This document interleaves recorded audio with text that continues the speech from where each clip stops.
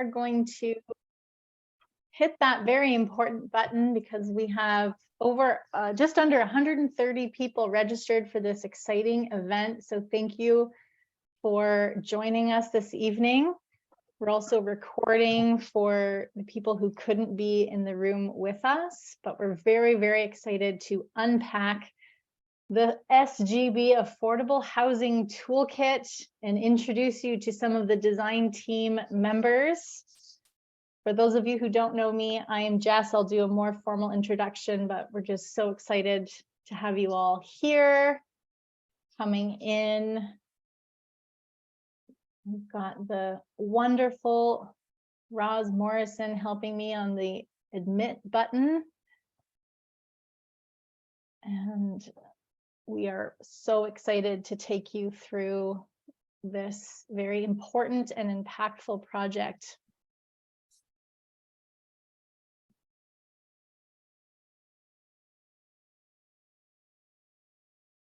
I'm sure many of you are newsletter subscribers, but if you are not, I'm going to put the link right there. It's to our homepage, and right on the homepage is where you register for the newsletter.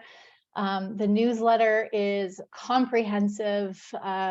Over the fall, winter, spring, it goes out on a bi-monthly basis and keeps you up to date on all things in our 4 priority areas that are happening in South Georgian Bay. So you are obviously called to join this event, and we are so grateful for that and excited to have you. If there's anyone in your community, your network, your friends and family who you think should be on calls like this or might be interested in the work that we're doing, please forward that link to them as well.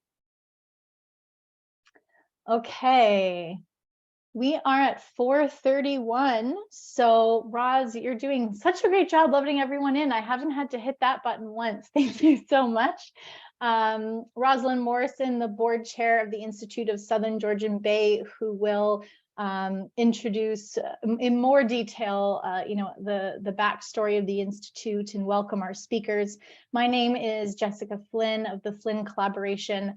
I offer pop-in business support, and it's been an absolute honor to be working with the Institute over the past, I keep losing track of time. I've got to nail that down, Roz.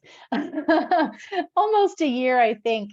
And to see a project like this come to fruition and work with these incredible folks of this design team, it's an honor and a pleasure to be here on the call and to help facilitate today's meeting.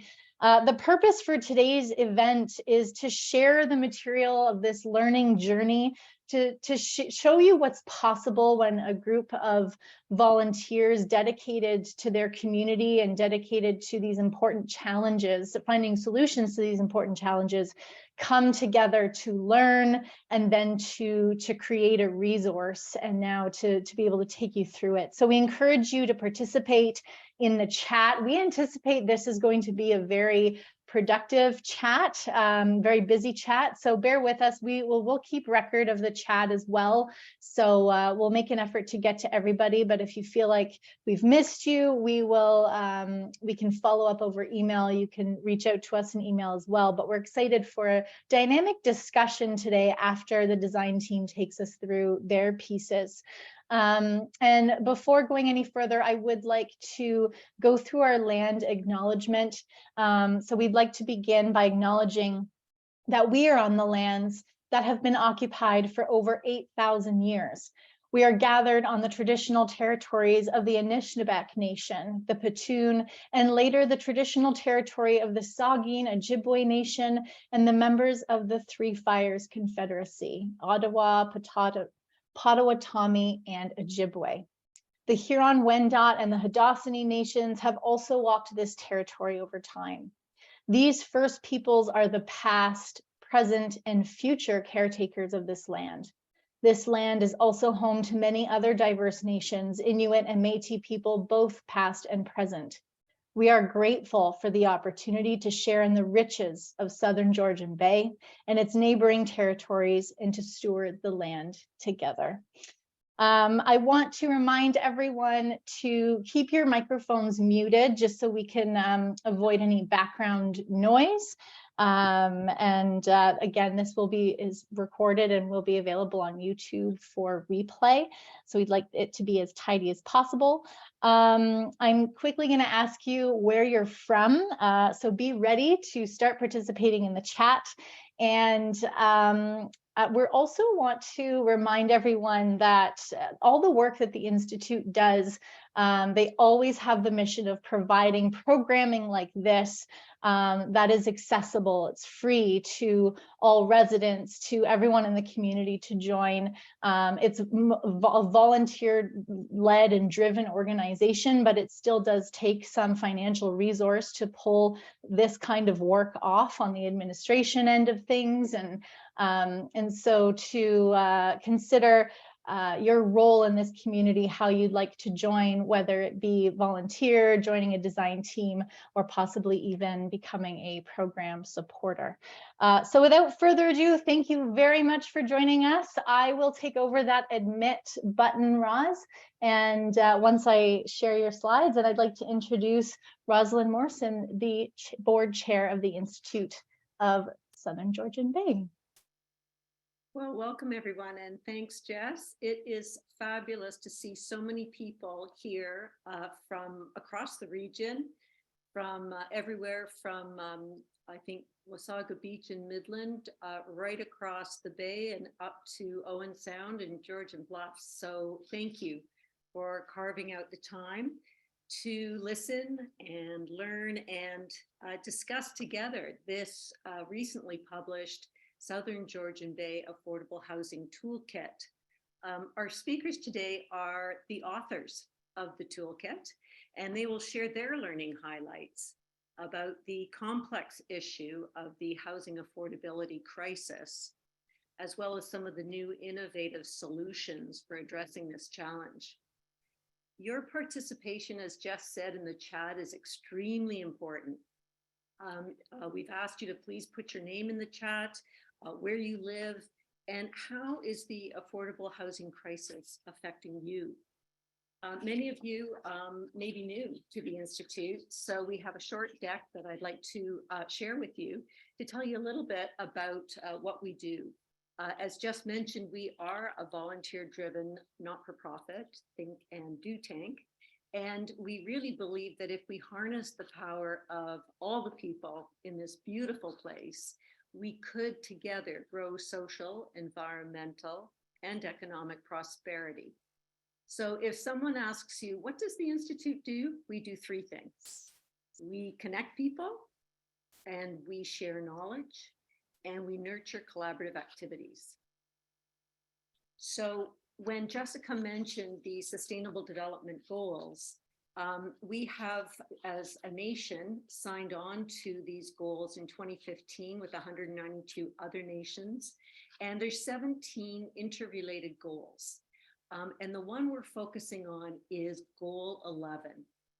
SDG 11 is about sustainable communities, and it has a lot of the very important things that we need to pay attention to in this one goal. So it includes affordable housing, climate action, transportation, protecting our beautiful natural assets, nurturing our cultural assets, and integrated planning. One of the most important features, just as these goals are all interconnected, if we begin to integrate things, we will have far greater impact on some of the pressing challenges and taking advantages of some of the wonderful opportunities that are coming our way. The Institute focuses on 4 priority areas, again, that are all interrelated. So when we think about sustainability, planning for the future and ensuring that what we're enjoying today is enjoyed by future generations, we must think about, well, how does our economy change? How does our integrated economy change? How do we begin to think about sustainability and the green economy? We all love arts, and certainly through the pandemic, we were all watching a lot of Netflix, and we began to understand the value that artists bring to our lives. So the Regional Arts Network is a new initiative that was spawned through these kinds of community conversations So it shows you what can happen when a few of us do get together, have important conversations, and then figure out what are we going to do together. The third priority area is what we're going to be talking about tonight. It's this new social finance area that looks at different tools and mechanisms that can help accelerate progress, and particularly on affordable housing. And we're also very interested in business and innovation. And in fact, last year, helped a major philanthropist launch a new Southern Georgian Bay Innovation Fund. So the possibilities are here if we're working together. Collaboration. We can't do anything on our own, and we are very grateful for last year's program partnership support from so many important groups. The town of the Blue Mountains, Collingwood, Meaford, Grey Highlands, Greenland Consulting Engineers, Living Waters Resort, Paul Chapman, RBC Wealth Management, and SHCG Consulting. Our supporting partners included Community Futures, South Georgian Bay, and Clearview Townships. Thank you to all of you. We will be reaching out shortly to you for your support as a 2023 program partner. As Jess said earlier, we can't do it without all of us, and we want to keep our programming accessible and free for everyone.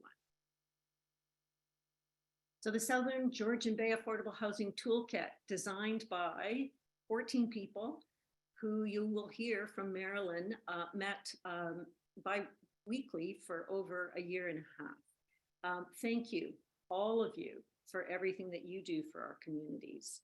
I want to recognize by name this important design team. Starting with Carol Merton, Councillor in Owen Sound, Jack Vanderkoy, Board Chair, Habitat for Humanity, South Georgian Bay, and he's also Vice Chair of the Collingwood Affordable Housing Task Force. Jeffrey Shea, Councillor in West Grey. Shirley Kevaney, Deputy Mayor of Meaford. Marg Shebanidi, a housing advocate, many of us know, member of both the regional and the Collingwood Affordable Housing Task Forces, and one of the lead authors in the regional report that we have on our website and that we shared with you at one of our events last year. Stuart Reed, Executive Director of the Community Foundation Grey Bruce. Yvonne Hamlin, who at the time was Councillor in Collingwood and now Mayor of Collingwood. Gillian Fairley, General Manager, Community Futures, South Georgian Bay. Peggy McIntosh, Vice President, Meaford Chamber of Commerce, a retired realtor and a member of the Meaford Rotary Club Godfrey Apartments Committee. June Porter, Board Member of the Institute of Southern Georgian Bay, now a councillor with the Blue Mountains. Liz Buckton, a remarkable senior policy planner at the County of Grey. Jennifer Armstrong, a community volunteer, and myself. So please join us. It is a lot of fun meeting a lot of wonderful people. Subscribe to our newsletter and share it with your colleagues, with your friends, with your family, and certainly join these conversations through our events, some virtual and some in person. Participate in one of our learning groups or join a design team. Your program support, as Jess mentioned earlier, is extremely important. All of us can participate individually. You can go to our website. It ensures that our programming remains free for everyone. Now, the housing affordability crisis affects all of us. Access to affordable housing directly impacts the viability and sustainability of our communities. It impacts economic development, health and well-being, and the many services that we depend on in our communities. More and more of the people who provide these services, though, can no longer afford to live here. Today's event provides an opportunity for us to learn more about this issue together, deepen our relationships with each other and between sectors, because we will have to do something differently, all of us, in order to address this issue, and we will all have to contribute something to help make it happen.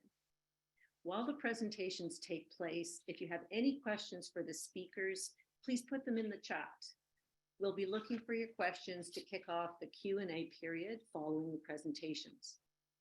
So now our speakers, I'd like to introduce the first one, Marilyn Struthers, our wonderful lead facilitator for this group. Over to you, Marilyn. Thanks so much, Roz. I'm feeling like I wish I had a bottle of champagne in this moment. It really does feel like the, I won't say the end of a journey, but the end of the first part of a journey and the beginning of the next. So let me take you through, folks. I'm really glad to see so many people and from so many places here. I live in Georgian Bluffs. My kids are in Owen Sound. Let me take you through a bit how we got to today, and then the balance of our team speaking tonight will introduce each other and give you a sense of exactly what we've been thinking about. So the housing crisis in Canada will ultimately affect everyone. You may be feeling the effects right now with the jump in prices, higher costs of mortgage, the spiraling cost of rental. And I know if you're looking at the chat, Jess is going to ask us all to just say how it's affecting us. It might affect your ability as a municipal councillor. We have lots of municipal folks with us tonight. I'm so glad. It might affect your ability to think about what good development decisions actually mean. It might, as a business person, post-COVID, trying to hire workers, impact on you. And perhaps you work in or have a loved one in our healthcare system or in the long-term care system. In retail or tourism or the hospitality sector, these are key low-waged industries that are the enduring backbone of our local economies. If you track the rising cost of housing against wage growth in these industries, you can quickly see that moving a household to accept a job, even locally, will create jeopardy. In my family, I have several workers in long-term care. They're housed well now, not affordably, according to the Canadian standard of 30% of gross income for housing costs, but they're housed well. But I worry about them every day. If they need to change their living arrangements right now, they would face a 60% increase in their rent over what they're paying at the moment. I did a quick scan of available rentals today. The Institute started thinking about the housing crisis through an open cross-sectoral social finance learning group. This came out of some of the conversations that were initiated about innovation and the future of our community. Our members are volunteers in the nonprofit sector, municipal councillors, people engaged in business and philanthropy, a real cross-sectional collaboration. Social finance, if you don't know about it, is a growing movement across the world where good people are reaching beyond the usual financial models of nonprofit and charity to experiment with hybrid models of business and finance in order to meet the needs of communities. So think about investment bonds reinvented as community or regional bonds, equity investment as shared equity, such as co-ops, land trusts, charitable entry mortgages. These all have the same potential to leverage, borrow, and scale as developers use. Grand area for experimentation. Businesses now built as social enterprises, for-profits or nonprofit businesses that provide community value and invest the earnings back to generate more community benefit. And now there are financial experiments everywhere. It's a compelling movement encompassing some of the recent ideas of donut and circular economies, and it's shifting more and more now globally to the idea of mobilizing community wealth. Personal and publicly held wealth and purchasing capacity to innovate in ways that support people and community and others like us working towards affordable housing solutions.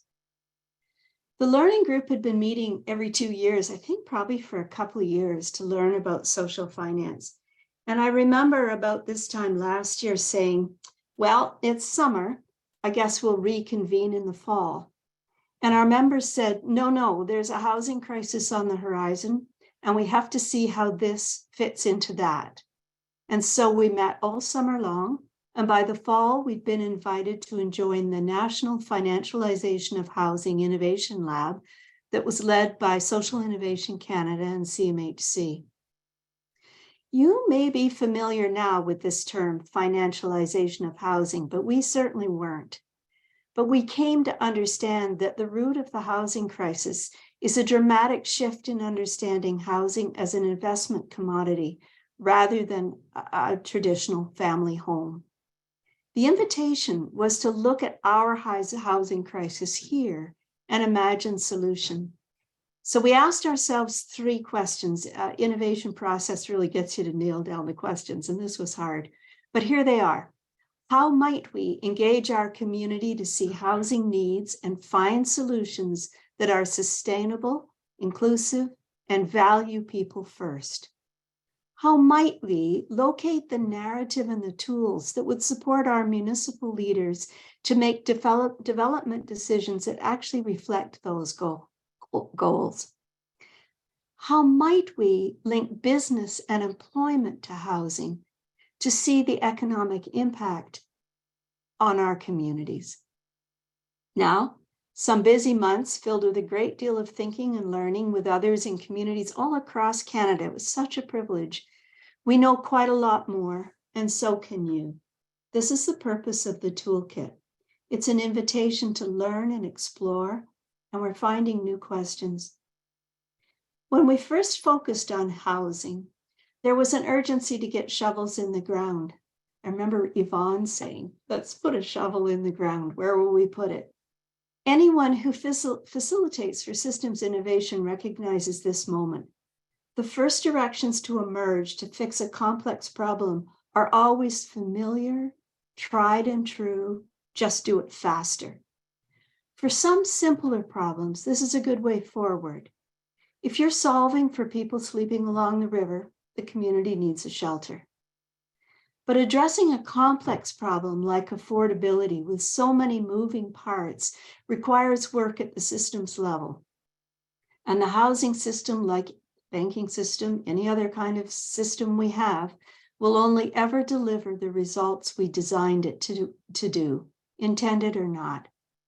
So our group stayed patiently in the complexity of the many parts of the problem. And what you have now are the many parts of the toolkit, which are our answers for now. What we're leaning into next is how locally social finance practice might help us increase the supply of lower cost rental units in our community, the ones we're desperately in need of. Like my kids, the traditional low-wage workers in our economies traditionally low-wage workers, the housing our communities rely on are currently priced right out of the local rental market. The housing crisis here was compounded by the inflow of wealthy investors and lots of our new residents during the pandemic to our region. Royal Bank of Canada recently predicted that the problem at the lower end of rental supply will be 4 times worse in Canada by 2026. And you can bet that the economies of rural communities like ours will bear a large part of that burden. Affordable housing is closely linked to the economic sustainability of our communities. And that's why our toolkit recently garnered provincial interest through the Rural Ontario Municipalities Association and TVO. So the questions we're sitting with now are how might we build community wealth thinking and a robust social finance ecosystem to accelerate access to capital and land and help fill the financial gap between commercial and affordable housing development.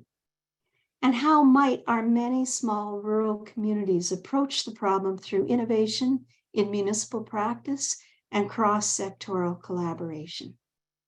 So that's what you'll hear tonight, our parts.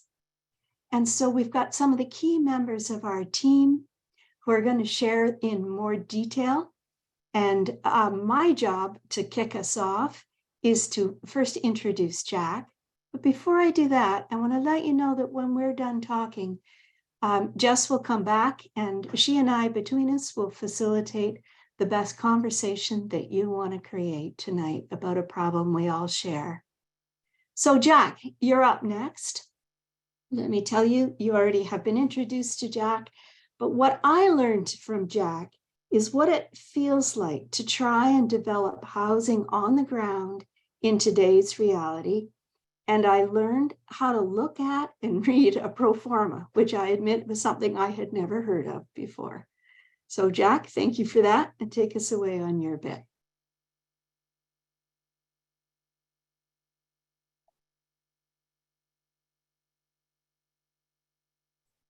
Sorry, Jack, you're muted there.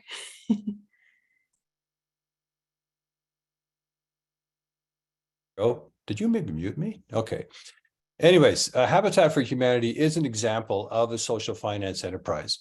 You may be familiar with the Restore that basically receives donated products and which otherwise would end up in landfill. And then we use these proceeds as well as financial donations to build affordable homes in our community.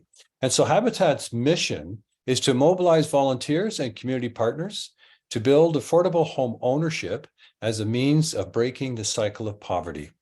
And so this is an example of a social finance model, which basically takes stuff that would have ended up in landfill and puts it to good use and in creating financing for new houses.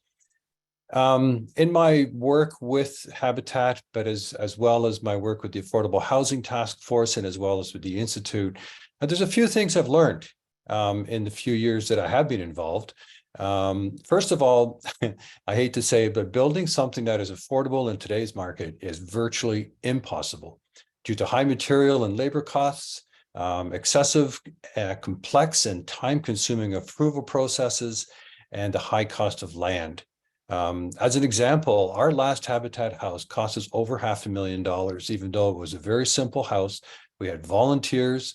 We had reduced costs of materials. We had very low land costs because we had bought the land 5 or 6 years earlier. And so how do you make something like that even remotely affordable? And then throw increasing interest rates into the equation, the affordability factor has even been made worse. And so it is not possible to build affordable unless there is collaboration between all stakeholders. And that's where we at the Institute, and that's what this toolkit that we've produced, is trying to show that in collaboration between various stakeholders, we can make affordable housing available into our communities. And so what does that look like? Well, municipalities, of course, you may know, have the ability to waive or reduce development charges for affordable housing. They can also streamline their approval processes to accelerate the time it takes to get shovels in the ground. They can do this by standardized designs, by just getting rid of some of the red tape. Again, it's not easy, but it can be done. Builders and developers could be mandated to include a component of affordable units in their projects, or if not in their particular project, then at least to be able to fund an affordable housing complex on alternative sites. And this is where builders can actually get together to create something that would make a difference in our community. Lenders, I come from the financial background, lenders can offer reduced interest rates on construction and takeout financing for affordable housing. Right now, Van City Community Investment Bank is doing that. And of course, CMHC is offering discounts on mortgages for mortgage rates for affordable housing projects.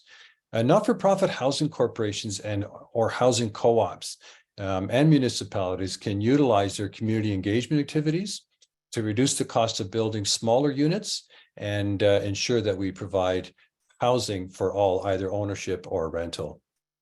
Now, as part of my work with the Institute, and as Marilyn rightly said, I don't like always working in theory. I like to see some numbers. I'm an accountant and numbers happen to make sense for me. And so I developed a pro forma financial model which shows how financial incentives can actually bring the cost of a new purpose-built rental down to meet the needs, and I'm calling it between the 4th and the 8th income decile for renters. And again, Collingwood has done some good work on this. As a matter of fact, we just got some new numbers, so I have to update my my pro forma. But so I have to confess, this was largely developed 2 years ago, so the numbers are outdated. But this is what's in the toolkit today, so that's what I'm going to use. But I am working on updating this for June of this year for more information. So I'm going to invite you to go back into this toolkit on the Institute website to see updated information. So let's just take a look at what it would look like. What, you know, and again, it's a pro forma. It's not a business case.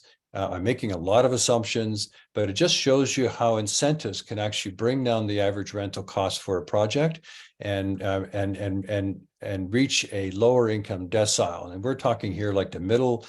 We call it the missing middle. We call it workforce housing.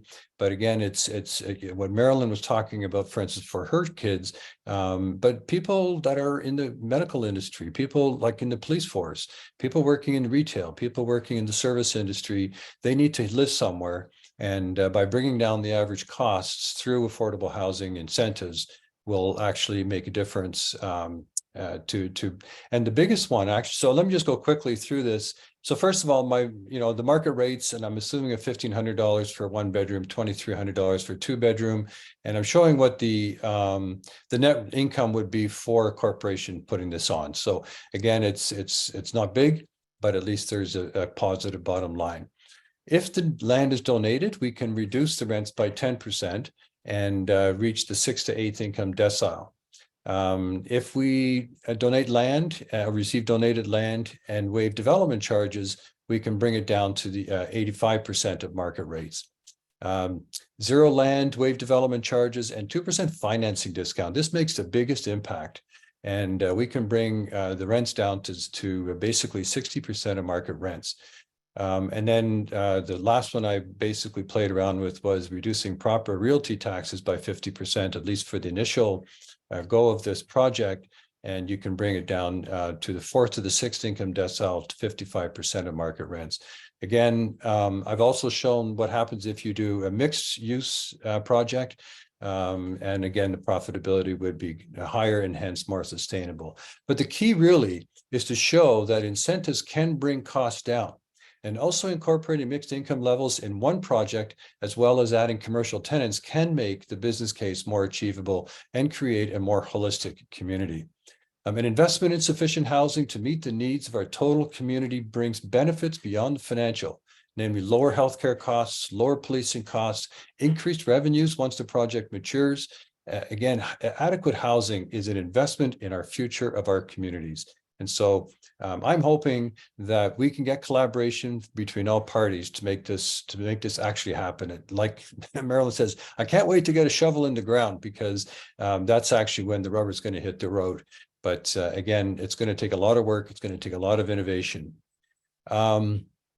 One person that I just want to introduce, our next speaker, Mark Shamanidi, a lifelong affordable housing advocate, a past chair of the regional county, the Simcoe County Affordable Housing Task Force, currently serving on the Collingwood Affordable Housing Task Force. I got so much respect for Mark.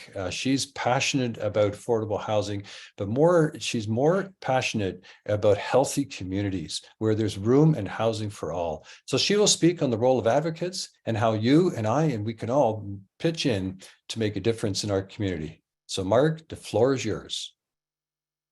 Ah, thank you, Jack. And the check is in the mail. It's just amazing. I've been looking at the comments and who's here, and I'm just so tremendously excited about the brain power that is in this, let's call it, room today. And this is a very positive thing. But we also know that when it comes to housing, it's such an emotionally charged issue, because it really is the foundation on which people build their lives. We also know that in the world today, there's such growing mistrust between people and all levels of government and corporations. There's a spread of anger and misinformation out there. It doesn't really lead us to the kinds of full conversations we need to have in order to solve a crisis like the affordable housing crisis. People are very quick. If you look at social media or whatever, they'll blame the town council, they'll blame developers, they'll blame employers, they'll blame everyone.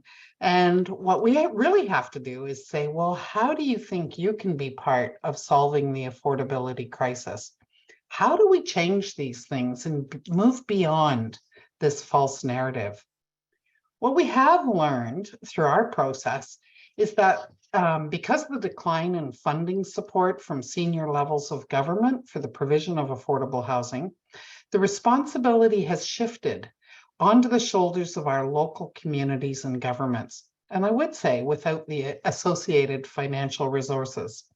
It puts municipalities at the center of the process, with the need for them to take on a leadership role in bringing together all segments of the community and finding meaningful solutions to our housing needs.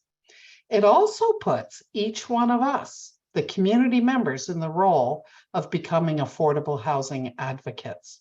This is an opportunity as well as a challenge. One proven and positive step in finding solutions is through community engagement.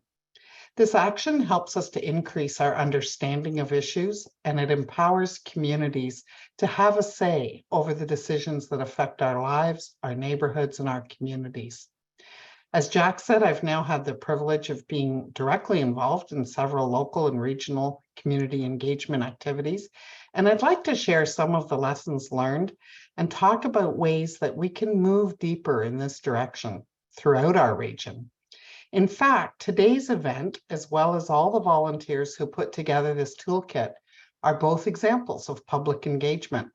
I'll bet each one of you that's on this webinar today has some thoughts and feelings and ideas around this issue too. That's community engagement.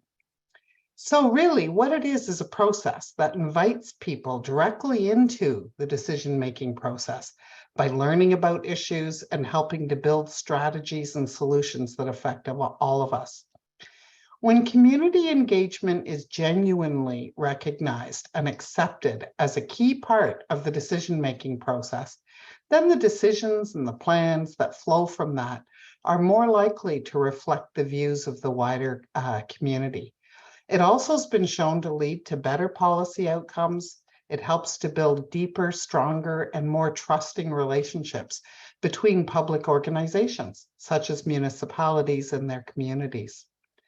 Another great example of this is the work that's been done by the volunteer Collingwood Affordable Housing Task Force, who put together a comprehensive set of, I believe it was 53 recommendations last year to the town council on addressing the affordable housing issue.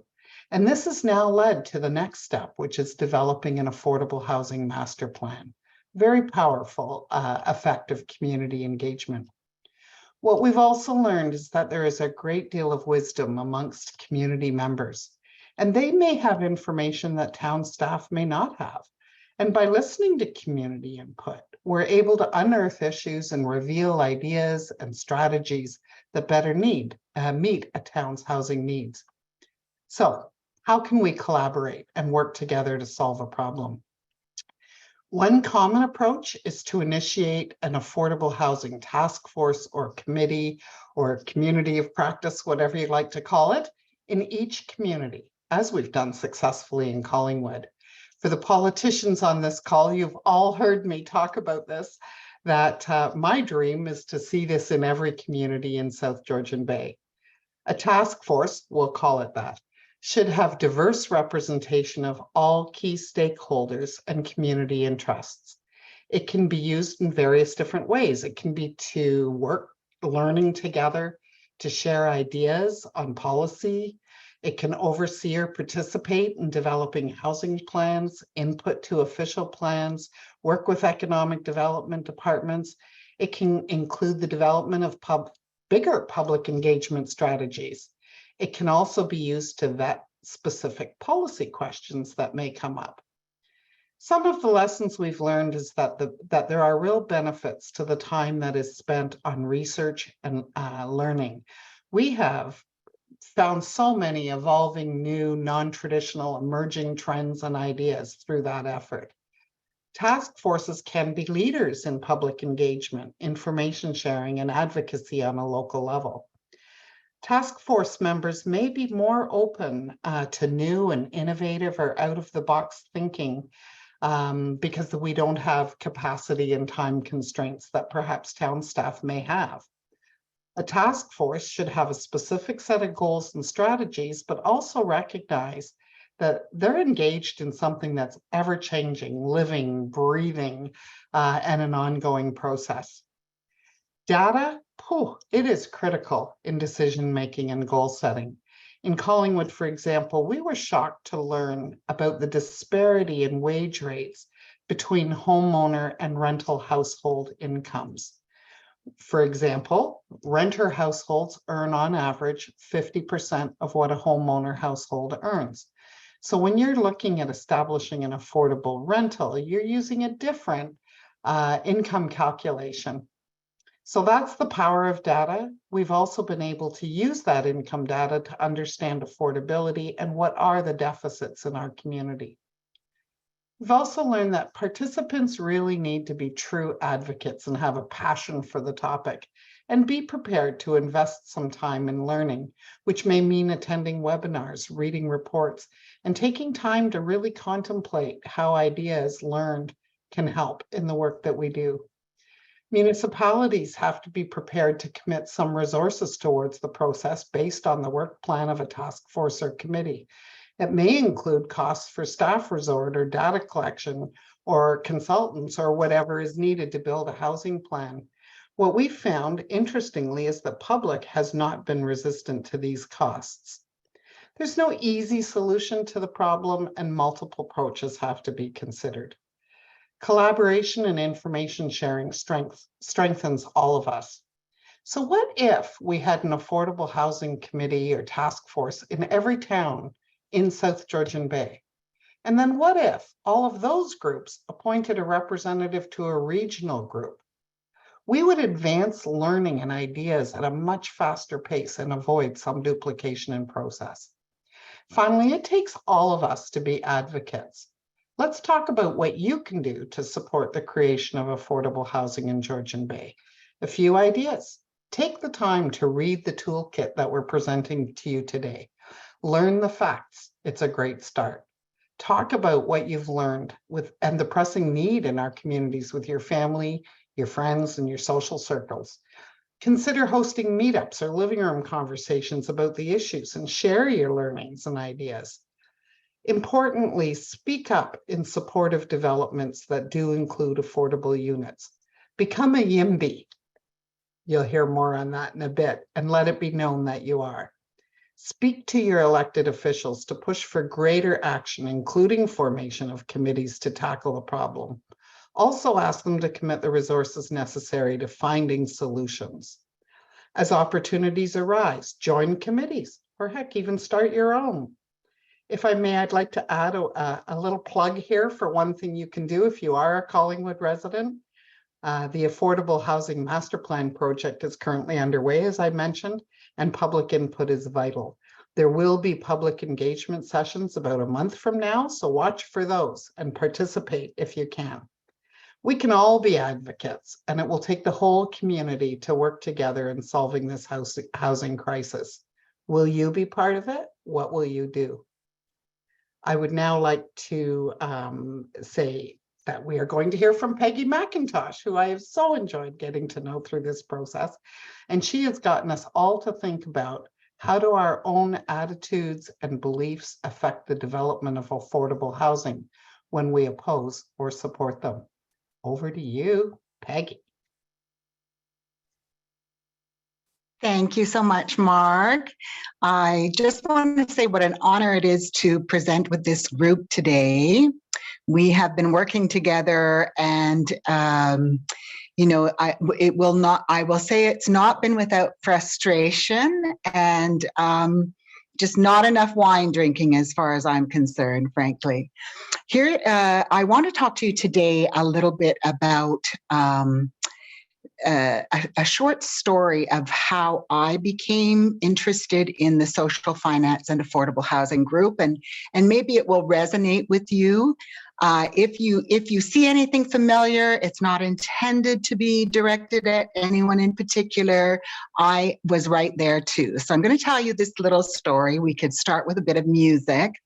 Once upon a time, in a small town, there was a public meeting to discuss a proposal to build mixed income housing, including quote unquote attainable housing to rent and to own.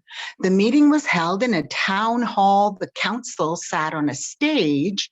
The municipal staff sat in the front row, and the townspeople filled the seat behind the developer, whose team was positioned in the second row, and they stood to speak at a podium with their backs to the rest of the crowd. Outside the meeting, there appeared to be no one because the unseen population was working. They were serving lunch, they were stocking shelves, and yes, some of them were even holding a dying hand in the long-term care facilities. The proposal was presented by the developer's team, who were suited in Armani and heeled in Louboutin. While the developers team spoke, they could not know that behind them, the residents in attendance were giving each other glances, shaking their heads, and building resistance. Later, those residents would speak up about how they wanted the development stopped because of traffic, parking, property values, safety, and shade, both losing it from the trees and gaining it from the buildings. The local council, comprised of elected officials, was absolutely torn between the need to provide adequate housing for its growing number of constituents and the pressure to reject the proposal from the vocal residents. This situation in this small town is not unique. Many of our municipalities here in Southern Georgian Bay have experienced this very recently and very accurately. It's going on across the country and throughout the world. Similar challenges are being faced when addressing affordable housing. The delays and disputes do cost time, and they do cost money. And what might have been affordable when it started out suddenly goes up in price. The NIMBY, the not in my backyard mentality, is in everyone. It is our protective nature for our communities, for our families and ourselves. And it's prevalent even today as we all have an acute awareness of multi-generational employed and retired folks being outpriced or reno-evicted.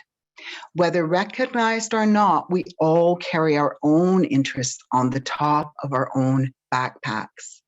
However, it is possible to move from the NIMBY mindset to the YIMBY mindset. We just need to follow some strategies, and they are outlined in our toolkit. It probably is one of the more difficult things to do. We have to understand that NIMBYism comes from a place of not knowing, not fully understanding the issues surrounding inadequate housing. And often we don't think of the unseen population who live on a tightrope between being housed and being homeless. This unseen population is in every one of our communities, and it's made up of workers that are earning $17 to $25 per hour in retail, hospitality, as PSWs and our elderly caregivers. Most cannot afford the average Grey Bruce rents. The unseen are perched balancing the cost of food, medicine, clothing, and housing.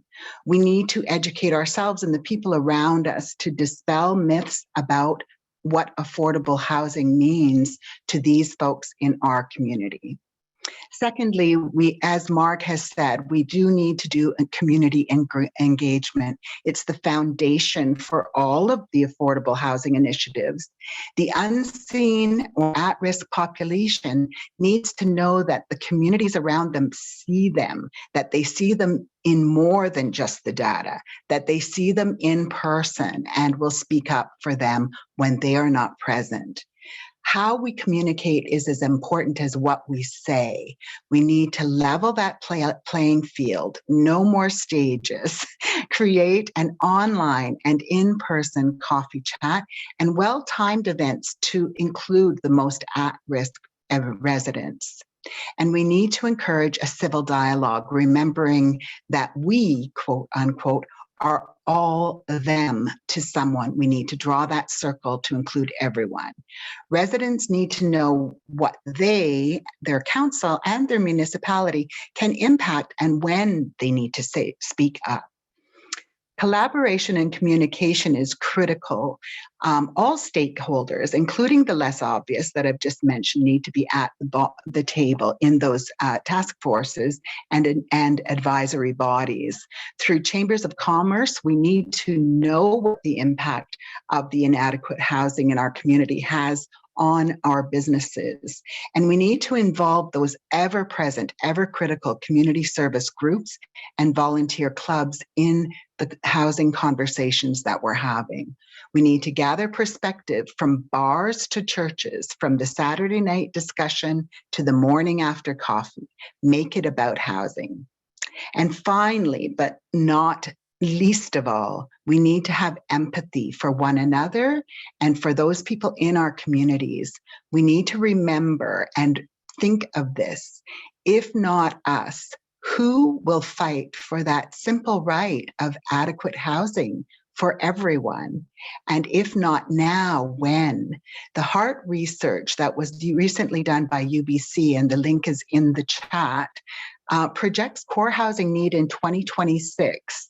And it reveals that almost every community in the country will see exponential growth in the lowest income sectors with the highest populations.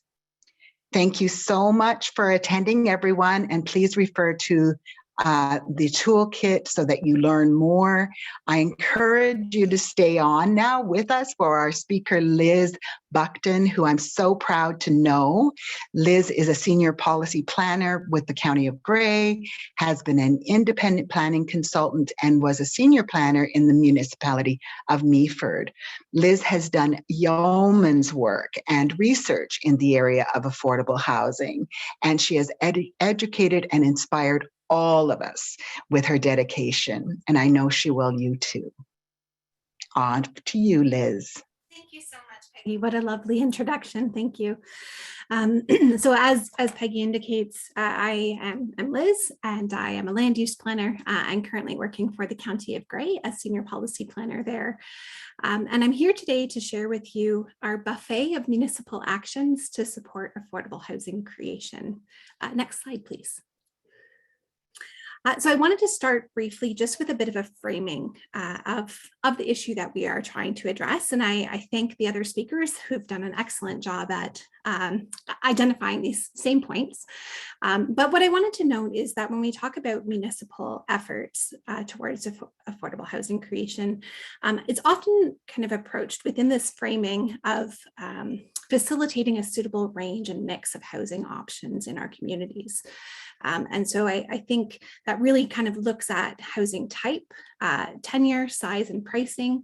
And we want to ensure that there are those housing options available across the income spectrum so that households have options and have choice as well in terms of the housing that's available to them.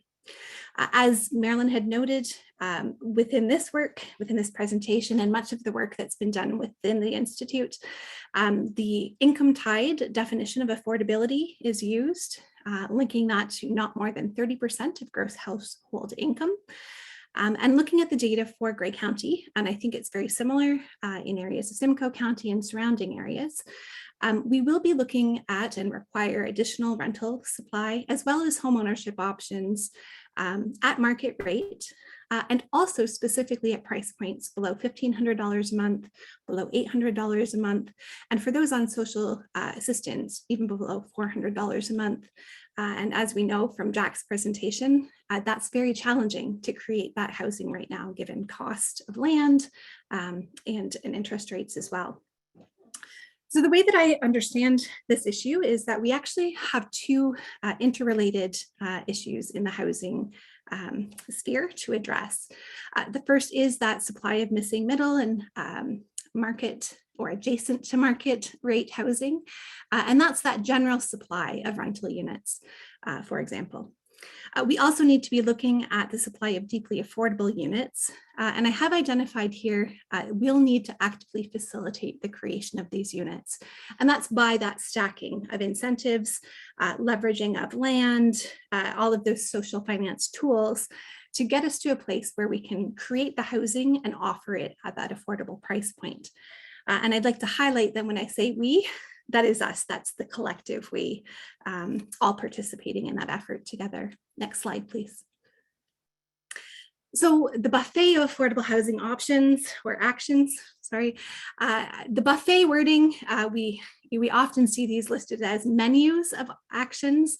And here, rather than looking at the menu and selecting your dinner entree, we actually would like you to pony up to the buffet and feel free to fill your plate with all of the actions that might be appropriate in your particular setting.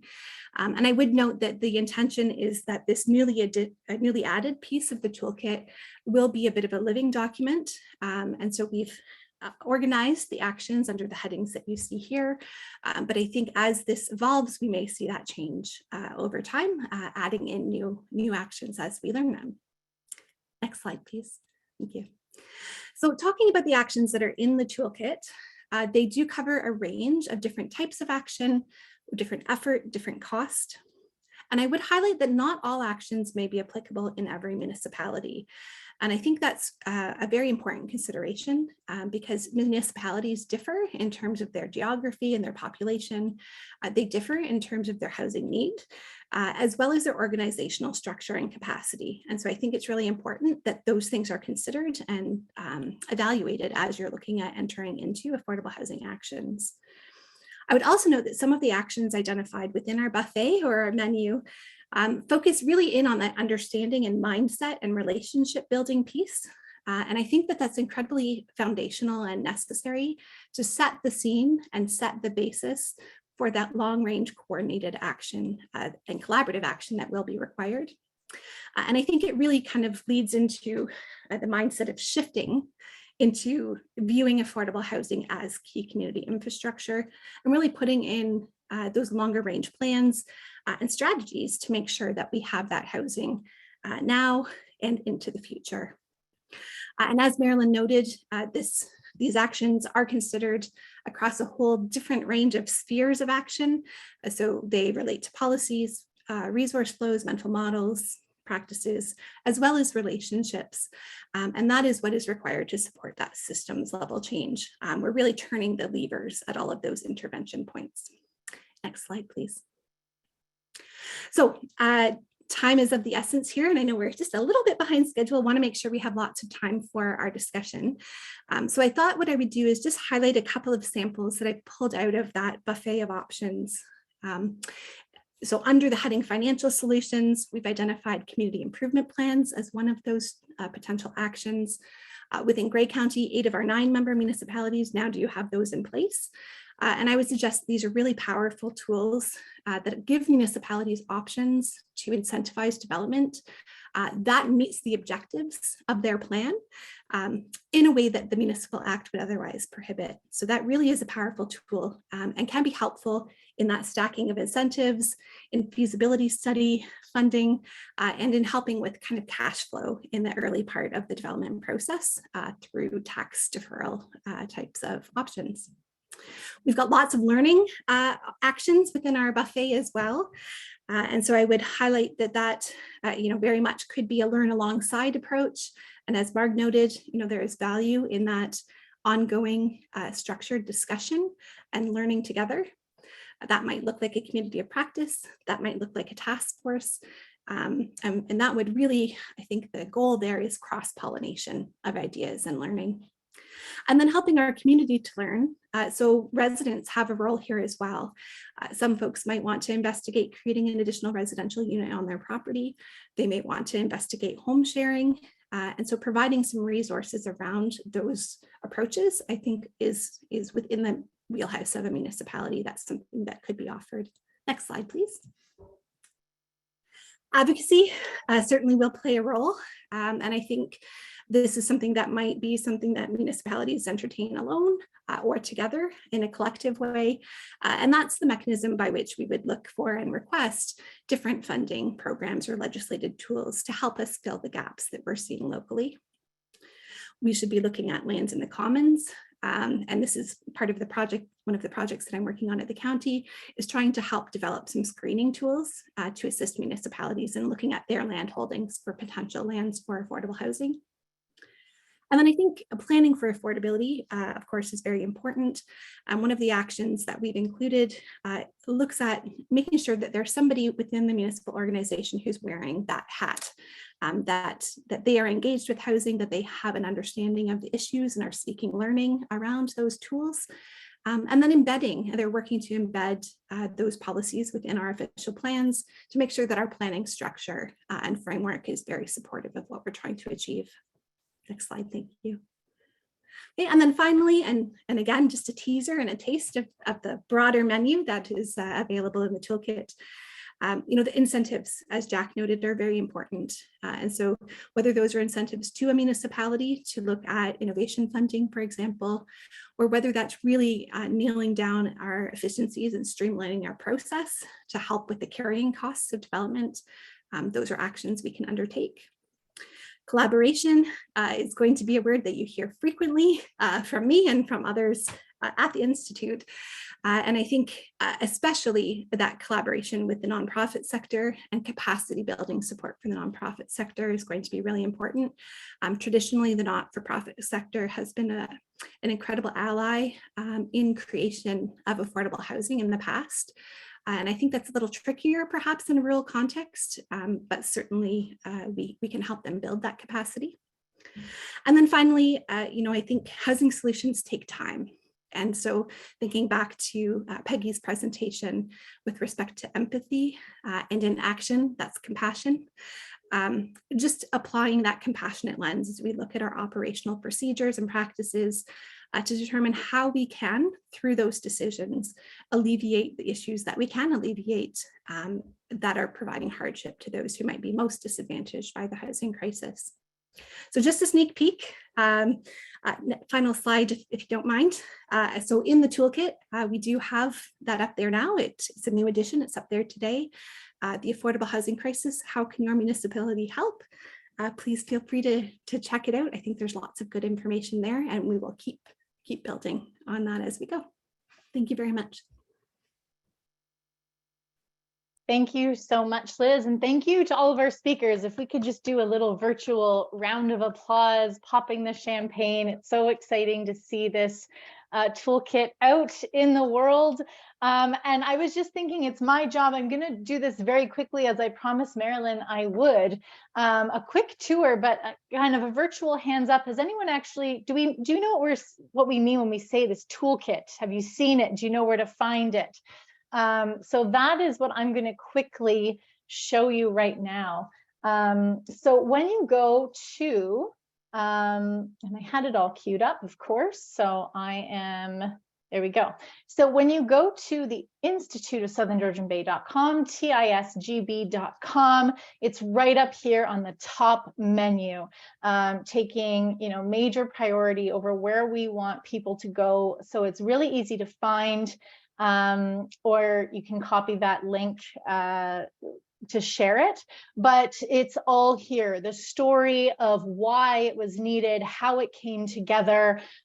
This is an action button. So if you've attended this event, you know the story, you want to dive right into the components, you can do that. But for anyone who you're sharing this with, who doesn't know the full backstory, doesn't fully have that whole picture, it's a great introduction, and the start to the journey is also one of the components. The other piece I want to pull out here is an overview of the toolkit. So if you are sharing this, being that advocate like Liz and Marg were speaking about, you can actually share this entire toolkit under, I think it is there, an introduction to our journey. download the toolkit overview, we'll show you a PDF version of everything that's in the toolkit. So you could actually attach it to an email. You can put the link in the body of an email to say, hey, this is what the Institute of Southern Georgian Bay is doing. This is what their amazing team of volunteers has created for municipalities. Bring it to your office, bring it to your department, and you can put it in a body of an email or attach it. And you'll see that you can navigate to all of the pieces that were touched on today. And really our speakers just hit the surface of what is in this toolkit. It's very comprehensive. It's easy to navigate. And like a few of our speakers have mentioned as well, it is a living, breathing toolkit. So we do have updates that go on a monthly or bi-monthly basis. So you'll find that as we get new information, as the numbers change, which they are rapidly doing recently, our dedicated volunteers in this design team are, obviously passionate, and I think we're so lucky to have you all in our community working for us. And it really is a triumph. You're so passionate about everything you've done that you're always thinking of what needs to be added, changed, adjusted. And I also wanted to give a little shout out to Beverly Stagg, who's on this call, who's part of our web team, who has answered every email almost immediately with, there's a typo here, we need to add this, the meeting is tonight, we need to get that up there. So thank you, Beverly, for all of your support on the toolkit. And also, I stopped sharing my screen. I'm going to share it really quickly again, because this is a very important part of the toolkit. If I go back here, it's the call to action section. It's another fancy button that drops you down to the calls to action. And again, a lot of our speakers tonight have said, where do you see yourself in the journey and what are the options? And some of the conversation around developing this toolkit was, do we have too many call to actions? But I think we're speaking to so many stakeholders. We're speaking to volunteers, we're speaking to residents, we're speaking to politicians, municipal leaders, to developers. And so look at this list and definitely start at the top, read the toolkit, get familiar, know what's in here, but then choose from the buffet. Load it up, and wherever this is such a crisis, the time is now, if not, already passed. So wherever you see yourself being able to contribute to part of the solution, that is the call to action that is calling out to you. So with that, I'm going to pass it off to Marilyn. I will put, Marilyn, the question in the chat, but if you want to, we want to now dive into, a lively and engaged discussion. So thank you for all attending and for being a part of this discussion that we're about to have. Great, thanks, Jess. What a lightning tour. Yeah, I know. That's terrific. Do take your time and work your way through it. Trying to keep it short so we've got time to chat. Yeah. So, with the exception of Mark, I think none of us were what we would consider to be housing advocates before we met and got deeply into this. And none of us knew, with the exception perhaps of me, of what social finance actually was. So it is a learning journey that we've all been through together, and it's going to take all of us. There's lots of lobbying of the feds and the province to provide money and do this and that. But actually, I think this one is going to be down to us in terms of the sustainability of our community. So what I'd love to do now is just open the floor to questions. You can direct them generally or to one of our panelists if you like. But mostly what I'd like to hear about, we put this question together. So what we would like to hear about is what you're doing right now about housing, or what you see as a solution that our community could pursue for housing. So no one has a corner on the answers here. I'm very much interested in what you think. For those of you not that familiar with the way Zoom works for these kind of conversations, if you go at the bottom of your screen to the reaction button, you can raise a hand and then I'll be able to see you and call on you. And Jess will monitor the chat and will ferry the questions from the chat into the full group as well. So a chance for a conversation here for the next 20 minutes or so. So go. I see a hand up. Torben, am I saying that correctly? Torben? Yeah, a hard T, Torben. Good to meet you. Torben, welcome. And thank you all for your tremendous work. I've been a newcomer to the region myself. I moved here with my family in 2020. I came straight from Toronto, and I've been involved in housing initiatives in the city of Toronto and elsewhere in the country for a number of years. But I mean, what I would like to talk to you about very quickly is an initiative that we are involved in. We have been regulating platforms like Airbnb across the country because we know that Airbnb is facilitating the conversion of residential housing stock to hotel use, and often in places with acute affordable housing shortages, that means that less housing is available for locals and the housing prices go up. So we have been involved in regulatory efforts, but what we have been involved more recently is the launch of an alternative platform that is a platform cooperative that exists in Europe. It's called Fairbnb Co-op. And we have been bringing this platform to Canada. And the key difference of this platform is that it only allows people's principal residences online to rent out on a short-term basis. That's one. And secondly, 50% of our booking fees go to local projects like community land trusts to help local community land trusts offset housing costs and help them generate another income stream to grow land trusts and provide affordable housing in perpetuity. So this is sort of a technological community solution that we are developing. And we partnered in Toronto with the Kensington Market Community Land Trust.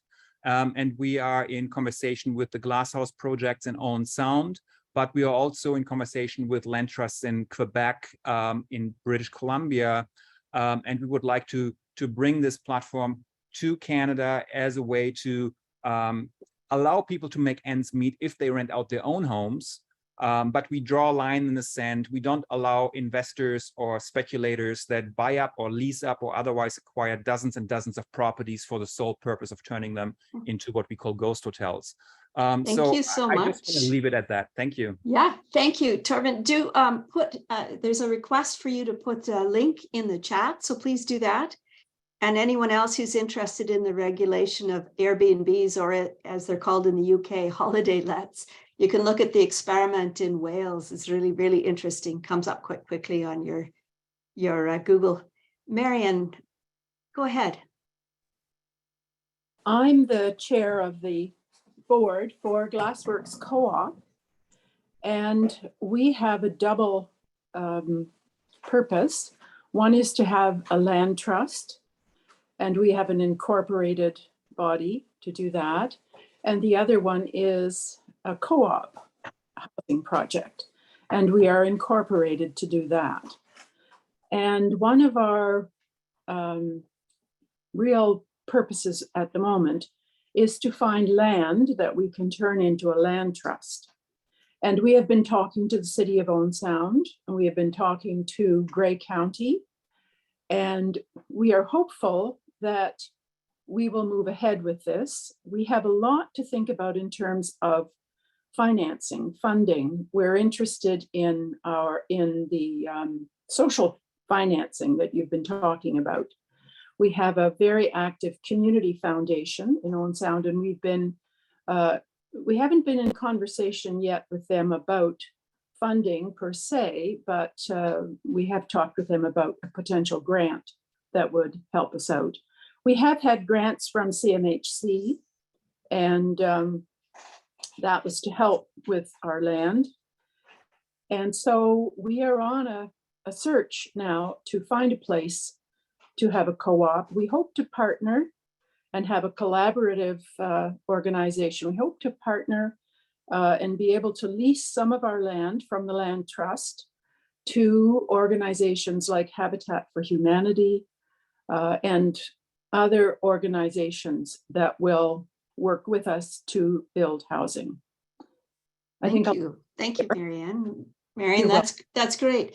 Please do put your link in the chat so that people can look a little further and see what you do. Jess, have you got a question in the chat there? We do have a couple of questions. Bill A had a question for Liz. Which communities in Grey County have the CIP in place? And then June Porter sent a message that just went to me by accident, I think, but the town of Blue Mountains just launched their CIP recently as well. Great, Jess. Thanks for that. Thanks, Bill. So I wasn't planning on saying, because I don't want to call anybody else out because it is a work in progress, right?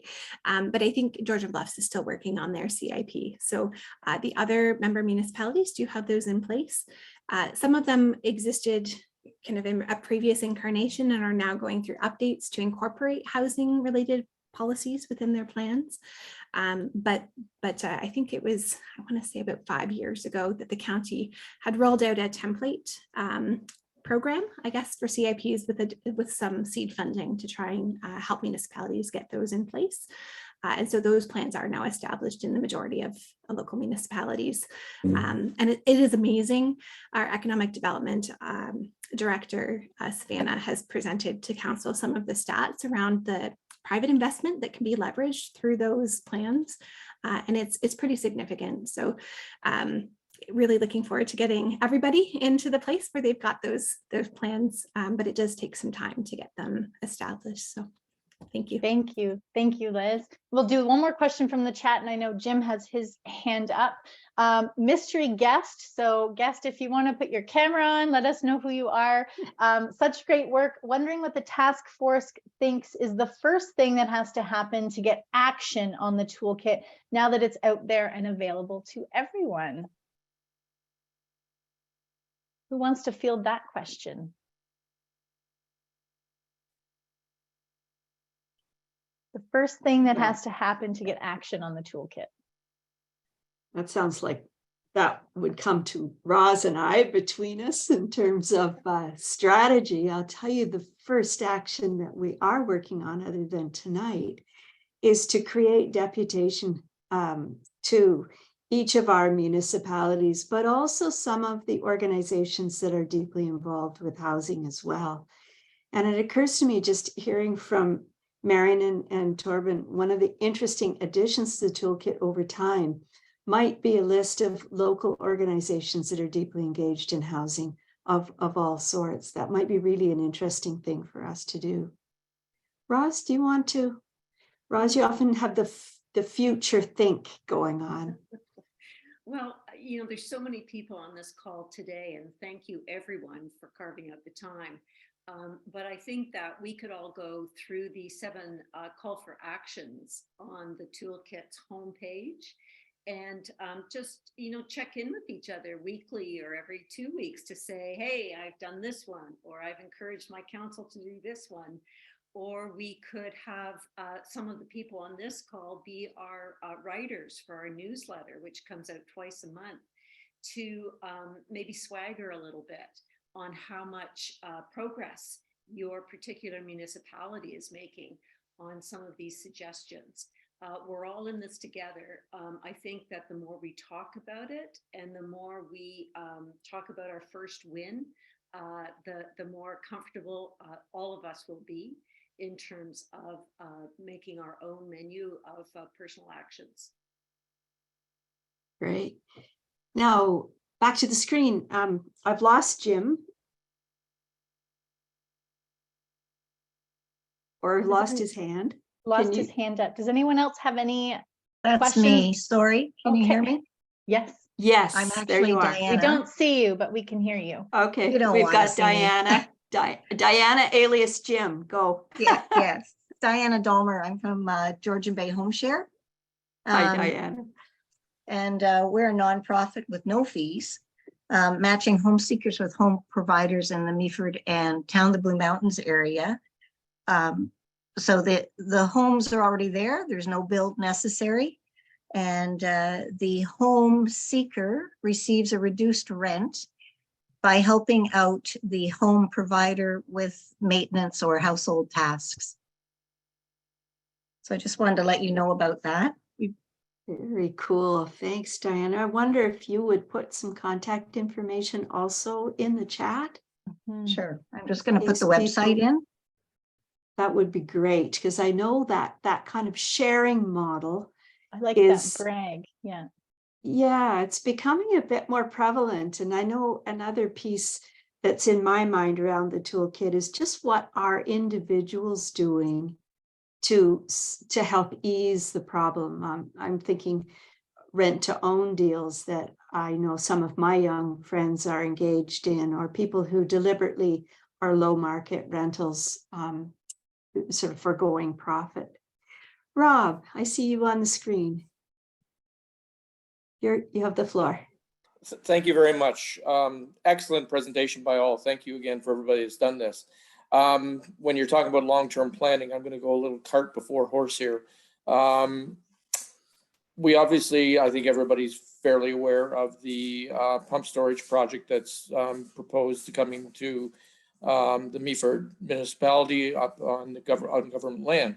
So this is obviously, you got to go through many steps to get to fruition, but this is an opportunity because Grey, Bruce, and Simcoe are all going to have major stake in this project because there's going to impact many of the many municipalities, many local communities. One of the things that's going to have to be required is accommodation for the workforce that's going to be required to build this. And I've had conversations with representatives from TCE talking about what is literally going to happen to those accommodations after the project is completed.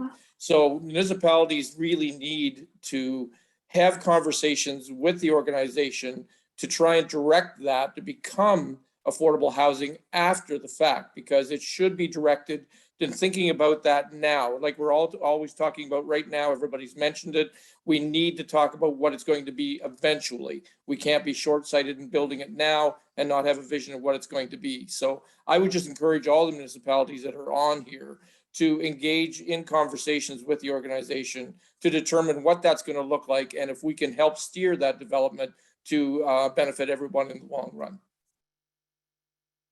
That's a super idea. That's just a super, super plan. And we'll look forward to hearing more about how that conversation goes. Sounds like a newsletter article at the moment where you feel ready to pitch that more general principle. That'd be terrific. Yeah.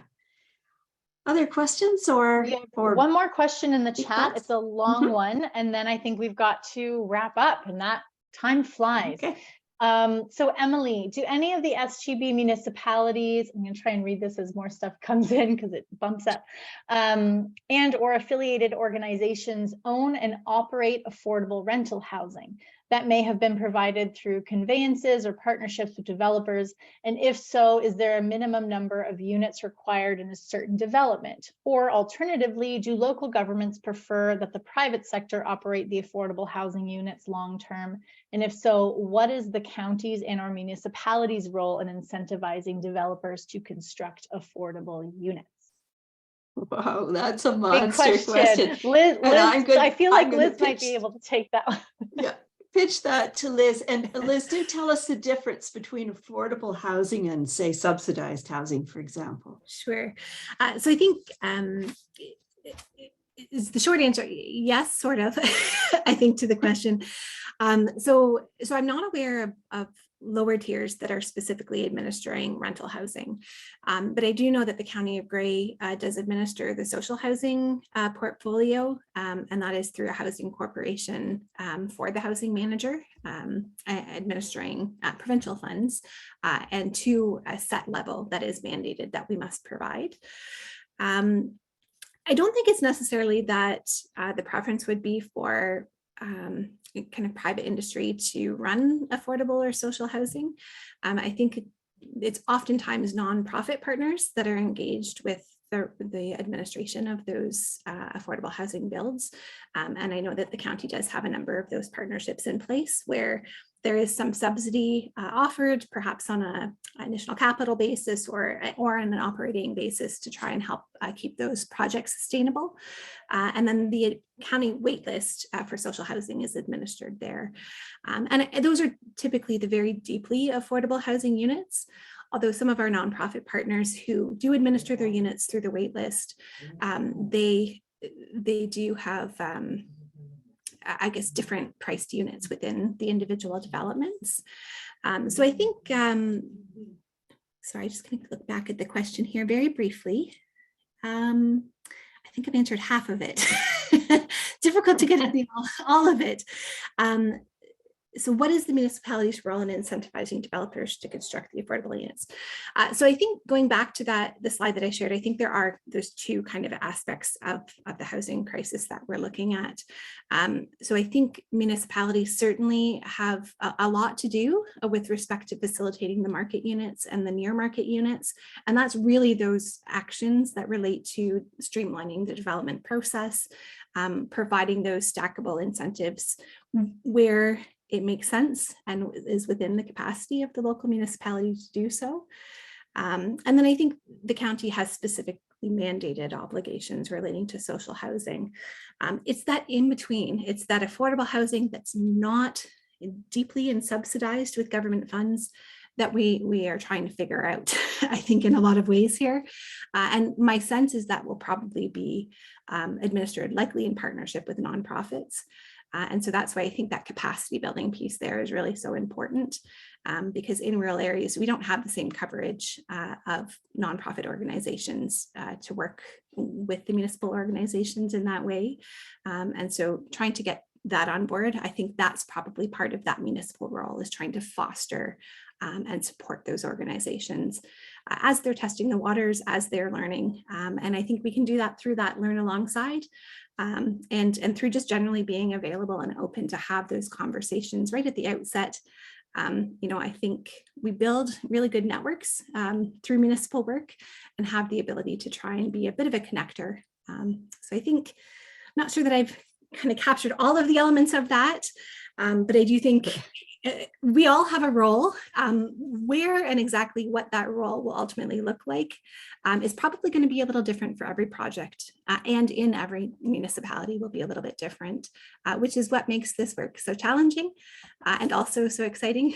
So I think I'll just leave it there. Jess, Thank you, Liz. Thank you. Long so question, much. but that was great. Thanks. Thank you, And Emily, thanks. for the question. And we do have one more question, but it's a biggie, and I'm not sure if any of our counselors are prepared to speak tonight. So I would encourage Marina to email and contact your local council for Collingwood and Thornbury and be that advocate, ask those questions, get those answers. And then Roz, I'll pass it to you to help us wrap up on time. Thanks, Jess. And I just want to build on Marina's question, which is a good one, right? I think that I'll make it one of my to-do lists to reach out to all of the counselors on the call to ask if they would be interested in writing, regular updates of what's going on, because we're also interested and we can all learn from each other. So thanks for that question, Marina. And thanks to all of the extraordinary speakers, Marilyn, Jack, Marg, Peggy, and Liz. Amazing work. You can see in the chat that everyone really appreciates all the work, all the thought that you've put into this work, and how you've presented it so well, so that we can all understand the issue and what we might do to help with progress on it. I also want to thank Jessica Flynn and Marilyn for moderating the community chat, which brings me to thanking everybody on the call. All of you have contributed a lot so far just by being here. Please subscribe to our newsletter so that you and all of your friends and colleagues who you might encourage to do the same will know about our next event. So today we've learned a lot about the highlights of what we've learned through this journey on affordable housing and social finance. And our next event, we'll hear from some speakers who are actually using these tools. And Liz, I love that phrase, stackable incentives, to help bring that unit cost of rental units, which are the ones that people earning between $50 and $25 in our service industries can afford, to really understand the successes in places like Hamilton and Waterloo and Ottawa and other places. We'll also hopefully have a speaker who will tell us a lot the details in terms of perhaps launching our own community bond to help accelerate progress on affordable housing. We might even go regional with that idea and bring it to the next gathering of the mayors and CEOs who meet quarterly and perhaps more often now. So there's lots of ideas out there. I think that the last thing I want to say is that we are hoping to have a forum in the fall, working hopefully with Grey County and possibly some of the municipalities here to understand how we can address the thousands of units required effectively through those stackable incentives and through the social finance tools. So if that idea appeals to you, throw it in the chat to say, yeah, wow, housing forum in the fall, that sounds great. So we know that there's a call for it. So thank you all. I think I would ask everyone to make sure that we're subscribed and connected, and wishing everyone a wonderful evening. Thanks so much for participating this evening. Thank you. Thanks, everyone. Good night. Thank you, everyone. It was a very useful discussion.